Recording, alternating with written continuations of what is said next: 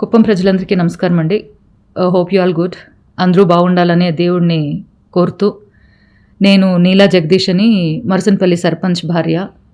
సర్పంచ్ భార్య అనే దానికన్నా ఒక సైనికుని భార్య అని చెప్పుకునేదానికి నాకు చాలా తృప్తిగా ఉంటుంది. ఈరోజు నేనేం చెప్పబోతున్నానంటే, మీకు అందరికీ తెలుసు, నేను ఆల్రెడీ మీ ముందుకు చాలాసార్లు వచ్చినాను. ఒకసారి మీడియా ప్రెస్ మీట్ ఇస్తే ఇంకా చాలాసార్లు నేను ఫేస్బుక్లో లైవ్ వదిలాను అనమాట. అందరికీ తెలుసు ఇక్కడ ఏం జరుగుతూ ఉంది, నేను ఏమేమిటిని హైలైట్ చేస్తూ ఉన్నానని. అవన్నీ చూసే ఒక టార్చర్ అని అనుకుంటా ఉండారేమో. ఏంటంటే నిజాన్ని నిర్భయంగా మాట్లాడేదే వాళ్ళకు ఒక టార్చర్, నిజాన్ని ప్రజలకు ఎత్తి చూపించేదే వాళ్ళు టార్చర్ అనుకుంటా ఉండారు. వాళ్ళు చేస్తూ ఉండే ఇసుక దోపిడీ కానీ, లిక్కర్ మాఫియా కానీ, క్వారీసులు కొల్లగొట్టేదని కానీ, నేను వాటి గురించి ఎంతవరకు నేను పట్టించుకోలేదండి. ఎప్పుడు వచ్చి నా పంచాయతీ ల్యాండ్ కబ్జా చేశారో అప్పటి నుంచి నేను కూడా టార్గెట్ చేసుకున్నాను నేను. ఎందుకంటే మనము బీయింగ్ అన్ ఎడ్యుకేటెడ్, ఒక జవాబుదారీ పొజిషన్లో ఉంటూ మనం ఇట్లా వాటికి సపోర్ట్ చేస్తూ ఉంటే రేపటి తరం ఏంటి నేర్చుకుంటుంది? మనం ఇట్లా వాటిని సపోర్ట్ చేస్తూ పోతా ఉంటే మన భావితరం, నెక్స్ట్ జనరేషన్, ఫ్యూచర్ జనరేషన్ భవిష్యత్ ఏమైనా దాని గురించి మనం ఆలోచించాలా. ఎవరో ఒకరు నోరు తీసి మాట్లాడాలా, బయటకు రావాలా. మనకెందుకు లేని బయట ఉంటే మనం ఏం చేయలేము. ఈ అరాజకాలు అనేది కంటిన్యూ అవుతూనే ఉంటుంది. సో నేను ఇవన్నీ చూసి ఫైట్ చేసి మా ల్యాండ్ మాకి రిటర్న్ ఇచ్చేసినారు. మా సొంత ల్యాండ్ కూడా కబ్జా చేసినారు. దాన్ని మీకు తొందరగానే మీ ముందుకు తీసుకొస్తాను. ఇప్పుడు నేను చెప్తా ఉన్నానంటే, ఇప్పుడు 4-5 రోజుల నుంచి గీతాంజలి అమ్మాయి గురించి చాలా ట్రోల్ జరుగుతూ ఉంది. దాన్ని చూస్తే ప్రతి ఒక్కరికి అర్థమైపోతుంది ఇది ఫేక్ అకౌంటా, జెన్యున్ అకౌంటా అనేది. కానీ అమ్మాయి 7th చనిపోతే అజయ్ అనే అబ్బాయి 10th యూట్యూబ్లో ఏదో అమ్మాయి మాట్లాడిన మాటలకి విమర్శించాడు. అంటే సరేమ్మా, నువ్వు ఎన్ని తీసుకుంటాడు, 5 ఏళ్ళ నుంచి తీసుకున్నాను, ఫిక్స్డ్ డిపాజిట్ చేసినావు కదా, ఏమి 5 రూపీస్ బ్యాచ్, పేటిఎం బ్యాచ్ ఏమో అన్నాడు. అంతేగాని వ్యతిరేకంగా అసభ్యకరంగా అమ్మాయిని ఏమీ మాట్లాడలే. కానీ మనం ఇది ఎంత మటుకు నిజాలు అని తెలుసుకోలేకపోతే గాన అక్కడ చాలా మీకు నిజాలు అర్థమవుతాయి. ఏమంటే ఆ అమ్మాయి 7th చనిపోయింది. మరి ఈ అబ్బాయి యూట్యూబ్ స్టేట్మెంట్ ఎప్పుడు ఇచ్చినాడంటే 10th. ఇప్పుడు వీళ్ళందరూ ఏం చేస్తూ ఉండరు, ఆ అమ్మాయి 10th దానికి ముందు రోజు వాడు యూట్యూబ్ ఛానల్లో చెప్పిన తర్వాత అమ్మాయి చనిపోయింది, ట్రోల్ చేసిన తర్వాత అమ్మాయి చనిపోయింది అని.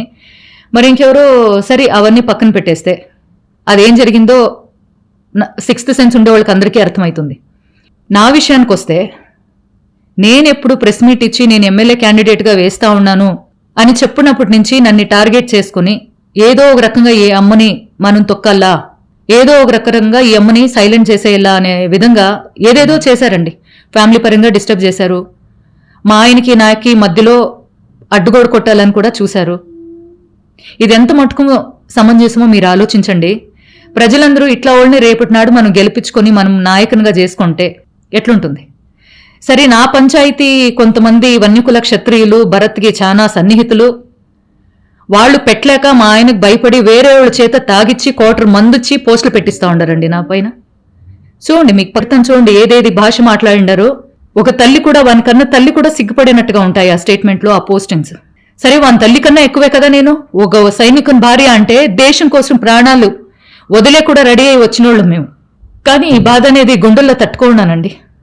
కానీ అమ్మాయి ఏడ్చుకుంటూ అమాయకంగా ఆ అవమానం భరించలేక చచ్చిపోయిన వాళ్ళు చాలామంది ఉండారు.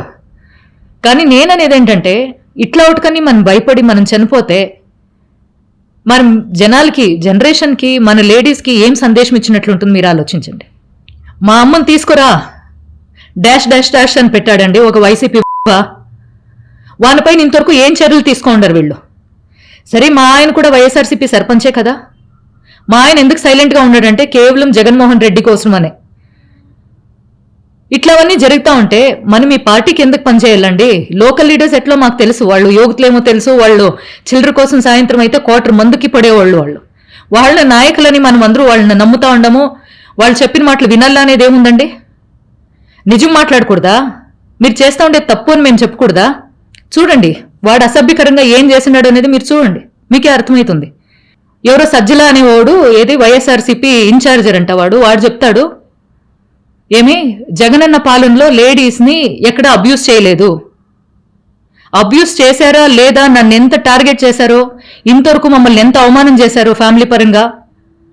మేము ఎందుకురా స్వామి వచ్చాము ఇక్కడికి? మేమేమో రాజశేఖర్ రెడ్డి గారిని చూసి ఆయన గారిని పాలన తీసుకొస్తారు వాళ్ళ అబ్బాయి గారి నుంచి మేము వచ్చినామండి. వచ్చిన దానికి మాకేం బహుమతి ఇచ్చినారు, ఇంటర్న్ గిఫ్ట్ ఏమి ఇచ్చినారండి? అవమానం. పెద్దలు అంటారు అవమానం జరిగిన చోట నీ చెప్పులు కూడా వదలొద్దని. మా ఆయన భరిస్తూ ఉన్నాడు. ఇవన్నీ చూసి కూడా ఆయన భార్యని ఇట్లంటే కూడా ఆయన భరిస్తూ ఊరికే ఉన్నాడంటే కేవలం ఆయనకి ఇంకా జగన్మోహన్ రెడ్డి గారిపై ఉండే ఒక అభిమానంతో అంతే. కానీ ఆయన ఒక సిద్ధాంతాలకు నేను గౌరవిస్తానండి, నా సిద్ధాంతాలకు ఆయన గౌరవిస్తారు. కానీ ఈ విషయాలు ఇంతవరకు నేను బయటకు తీసుకురాలేదు. ఎందుకంటే ఈ సోషల్ మీడియాలో చూస్తూ ఉంటే లేడీస్కి చాలా రెస్పెక్ట్ ఇస్తారు, గౌరవిస్తారు అని చెప్తా ఉన్నారు. కాబట్టి నా విషయంలో ఏం జరిగింది, ఒక వైఎస్ఆర్సీపీ సర్పంచ్ భార్యకే ఇలా జరిగిందంటే ఇంకా సామాన్యుల పరిస్థితి ఎట్లుంటుంది ఆలోచించండి. రేపటి నాడు ఇట్లా ఒక క్యాండిడేట్ని మనం గెలిపించుకుంటే మన ఇంట్లో లేడీస్ బయట తిరిగే పరిస్థితులు ఉంటాయా? మనకి ఒక సరైన పాలకుడు కావాలండి. ఇప్పుడు ఆయన సోషల్ మీడియా వర్కర్స్ కావచ్చు, యథారాజు తథా ప్రజ అంటారు. ఆ రాజు ఎట్లుంటాడో తన అనుచరులు కూడా అట్లే ఉంటారు. చాలండి, ఇప్పటికి అయింది జరిగింది చాలు. మన కుప్పంలో ఏమేమి, మన కుప్పం స్వత్తు, ప్రజల స్వత్తు ఏం కావాలో అన్ని